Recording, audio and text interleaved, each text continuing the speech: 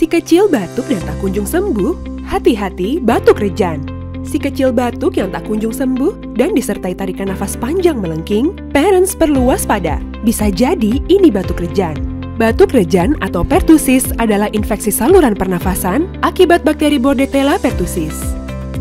Penyakit ini sangat mudah menular. Bakteri batuk rejan menyebar lewat udara. Saat penderita batuk-batuk atau bersin, partikel berisi bakteri kemudian terlepas dan akhirnya terhirup oleh orang lain. Gejala batuk rejan umumnya terlihat dalam 5-10 hari setelah terinfeksi bakteri dan terdiri dari 3 tahap. Tahap pertama berupa gejala pilek, demam, dan batuk ringan.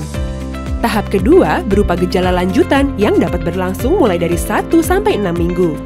Tahap ketiga yaitu masa pemulihan yang dapat berlangsung mulai dari 2-3 minggu.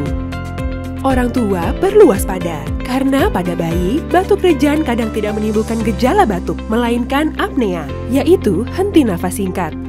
Batuk rejan bisa menyerang siapa saja dari semua golongan usia. Namun, bayi di bawah 1 tahun, individu dengan kondisi medis tertentu, serta individu yang belum mendapatkan vaksin memiliki resiko lebih tinggi. Jika tidak ditangani, batuk rejan dapat menyebabkan komplikasi serius pada bayi dan anak-anak, khususnya yang belum mendapatkan vaksin. Vaksin pertussis biasanya diberikan bersamaan dengan vaksin difteri dan tetanus. Berikut adalah jadwal pemberian rangkaian vaksinasi pertussis ya parents.